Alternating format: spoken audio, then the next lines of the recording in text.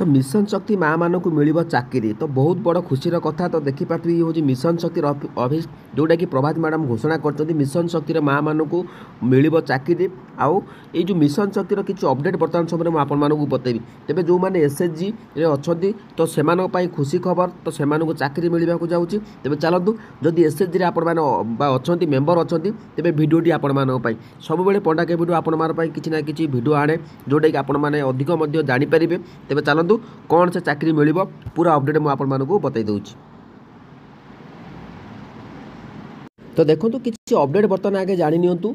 बिना पंजीकरण में कोटी कोटी टंका दि जाएगी एसएचजी महिला मानक जार ऑडिट होना। मन रखु यापर मुझे नेक्स्ट वीडियो बतईदेवी जो मैंने टंका आनी एसएचजी मेंबर जो मैंने टंका आनी ग्रुप रे तो से जो एडिट ऑडिट होना तो ऑडिट होने आपण कौन प्रभाव पड़ो से अपडेट मुझे नेक्स्ट वीडियो बतईदेवी। तेज आज जो वीडियो मुझे आलोचना करी तो चाकरी मिल तो तेज चलतु पूरा अपडेट मन रखु मुझे बतई दूची। मन रखु बिना पंजीकरण में कोटी कोटी टंका दि जाएगी तार ऑडिट होना। ऑडिट होने जो मेंबर मैंने अच्छा आनी से लोन आनी तार उपर कौन प्रभाव पड़ो आपण मानक कौन प्रभाव पड़ो ऑडिट हेले निश्चित भाव में मुझे अपडेट देदेवी। नेक्स्ट वीडियो में आपको अपडेट देदेवी। तो यापर तेज चलतु आज जहाँ अपडेट अच्छी मुझे बर्तमान समय बतई दूची।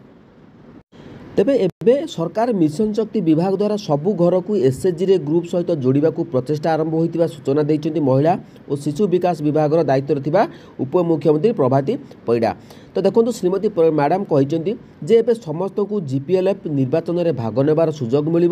पूर्वर जो मैंने सभापति और संपादक अच्छा से जगार नुआ चयन हम तृणमूल स्तर में महिला नेतृत्व सृष्टि प्रचेषा हम। देखो जदि सभापति मैंने बदलवा बदलुं तेबे आपण मान क्षेत्र में अनेक किसी द्वंद्व सृष्टि होबार लगे।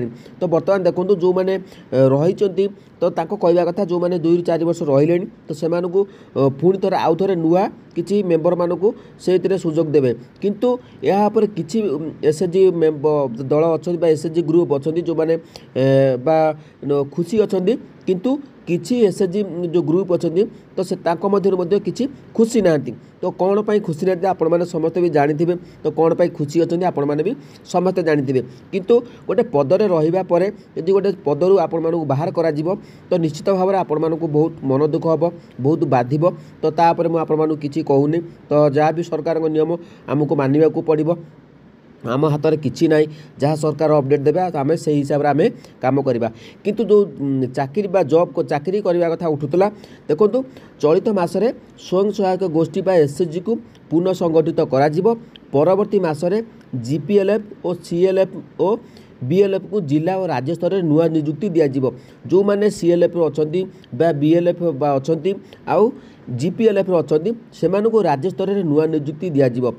जो मैंने 2 थर बा 4 वर्ष अधिक रही सारी से पदरू हटिबे।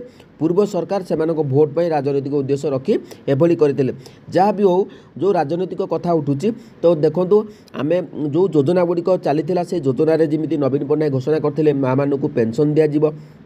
तो निश्चित भाव में जदि बीजेडी जीति था तो पेंशन प्रायतः पाई था किंतु जहाँ भी पेंशन न उठू किंतु किसी गोटे बड़ धरण जो एसएचजी माँ मैंने अच्छा से किसी गोटे बड़ खबर अपडेट दि जाऊ जोटा कि से चाह बस खाली लोन पाई नुहे लोन किस्ती बढ़ा जाऊ जोटा कि से किसी बिजनेस करें। तो देखा जाऊ ये जो परवर्ती मसरे आपण मानक जो राज्य स्तर में आपण मानक नुआ नियुक्ति दिज्व तापर खूब शीघ्र सरकार अपडेट देवे। तो अपडेट जहाँ भी अपडेट थी मुझे बर्तमान समय बतईदेली नुआ नियुक्ति पाइबे से नुआ नियुक्ति कौन दिज्व।